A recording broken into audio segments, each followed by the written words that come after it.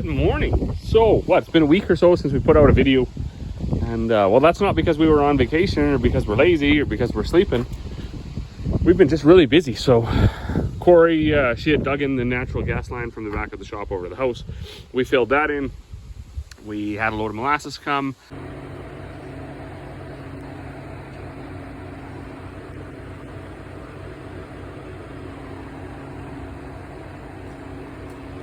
Sheep molasses as well. Had to fill up all these totes.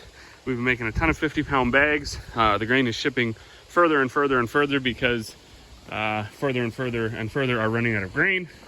Got the post hole digger on the backhoe. Gonna build a deck probably this weekend for our house. Got to drill some holes. I put my mirror on the white grain truck that I smashed off. We did finally get the combines back out. Now they don't need a ton of servicing, but they do need a little bit. We noticed again this guard was cracking, so nothing had the combine was still running, but nothing had failed. But looking at this, I don't know why this moves like this. I don't know if it's just not tight or if because there's some set screws and stuff. So anyways, we're going to take this out and we're going to look at that shaft. This whole thing has kind of been a little bit of a problem that's been plaguing us, so we're going to do that. Other than that, Dad greased this up yesterday. I checked the oils in the gearboxes and stuff like that. Things are pretty good. Most of this stuff, this combine got a pretty extensive repairing a few years ago for the shoe and these walker bearings and all that stuff. So hopefully all of that lasts, I don't know, a few hours before the first breakdown. It is been a pretty good combine for us. So this combine is more of a belts, bearings, chains combine than it is electronics. We have very little electronical issues. The odd switch or something fails, but other than that, it just kind of runs. And most of that bearings, sprockets, belts, chains, we can fix ourselves. So like I say, today is going to be this project here. We're going to take this back off, take that shaft out and see if it's worn down. It must be worn down a little bit for it to have this much play. You can imagine something that's spinning at a really high RPM. It can't have any of that wobble in it, or else it's just going to shake itself apart. What else did we do? I built a log splitter. It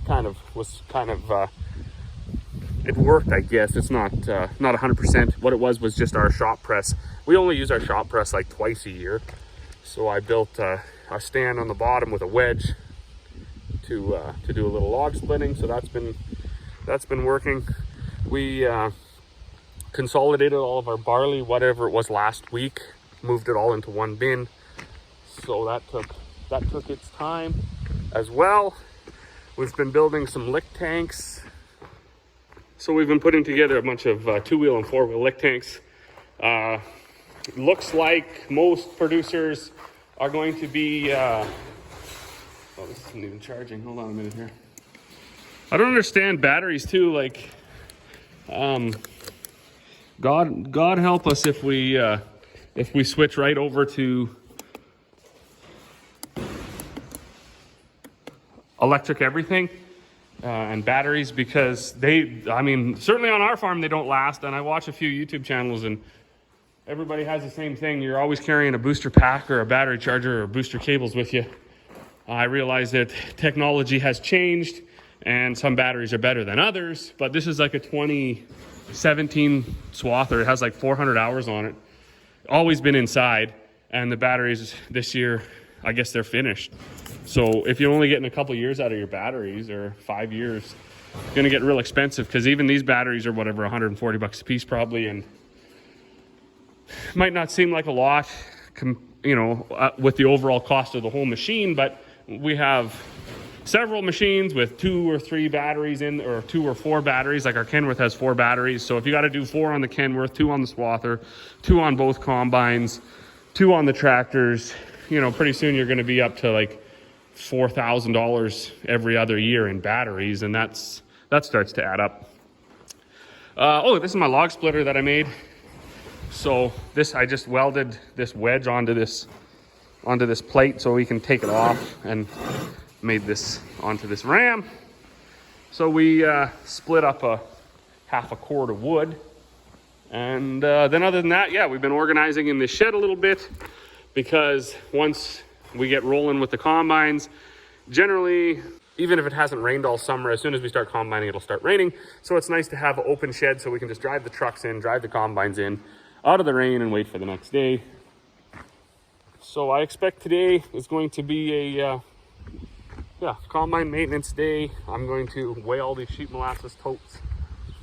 Someone's coming to pick up one of those already. And then, we'll see where we get to today.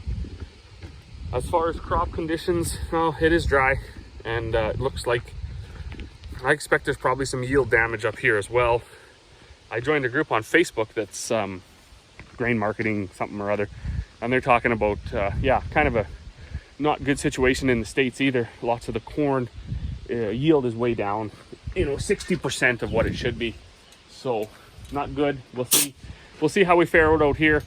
I think our cereals, like I said, hopefully we get good bushel weight. I'm sure yield will be down. Our canola is quite late, so that'll suffer. If we get an early frost, that'll be all number 2 or 3 or even sample canola, which is a bit ridiculous. I don't think my sunflowers are going to make it, but I'll do a crop tour here maybe on Saturday if it's not raining, and we'll go from there. So well, good morning, or whatever. Still morning, yeah.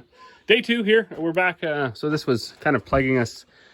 Didn't really plague us last year. A year before, the bearing in there had failed, so we got new bearings. It had also when the bearing went, it caused so much vibration that it cracked a bunch of these guards. So they've all been welded up. It also broke up there, but that's all been fixed. So we did notice there was quite a bit of slop in this outside pulley, but the key was worn out. So we put a new key in there. Still fits pretty tight on the shaft, really tight on the shaft, and there's no wiggle in there anymore. The other thing Dad did, very much similar to the cylinder drive belt, is he took his calipers and he went around this belt before he left. Actually, they took off to Saskatchewan yesterday. So he's not around to do the work, so I have to, which sucks. But whatever. So Corey ran off to town. She's going to get a new belt, this belt, that belt. We're going to put all new belts here because that will definitely aid in the vibration of really the whole thing. If you have a belt that has flat spots, this belt actually looks pretty good. But he said as he went through it, there was a couple spots where it was a bit flat. So this stuff runs at a pretty high RPM, so it has to be right.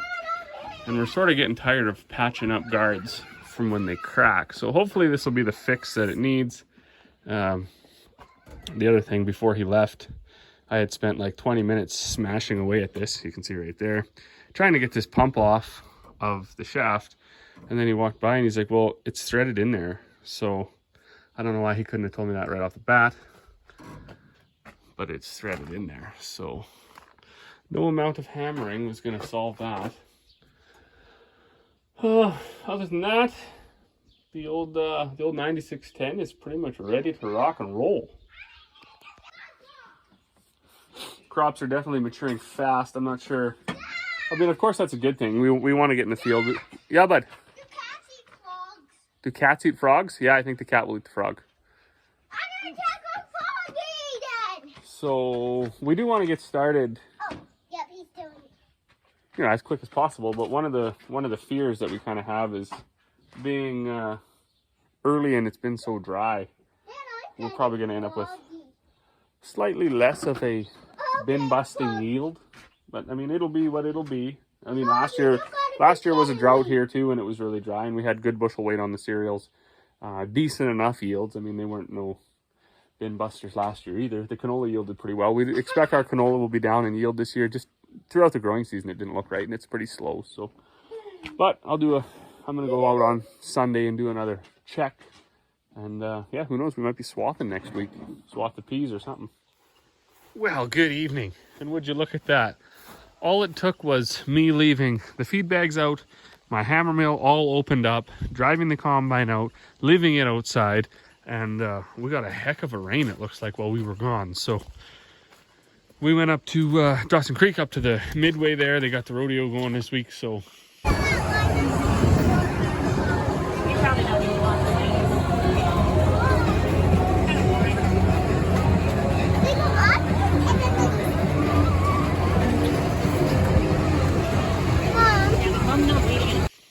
it was, yeah, like we got quite a bit of rain. This is crazy.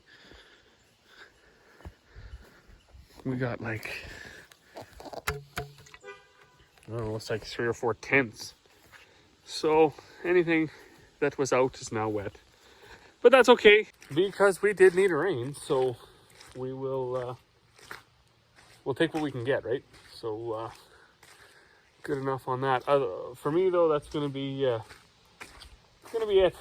As you can see, I got all my tools still out because this is what we were working on when we decided to leave, putting this new belt and everything on, getting this all straightened up. I'm going to drive it back in the shed. We're supposed to get a big rain tomorrow, and then tomorrow I'll finish putting this all together in that shed. So as always, to those who watch, thank you. We'll see you all on the next one.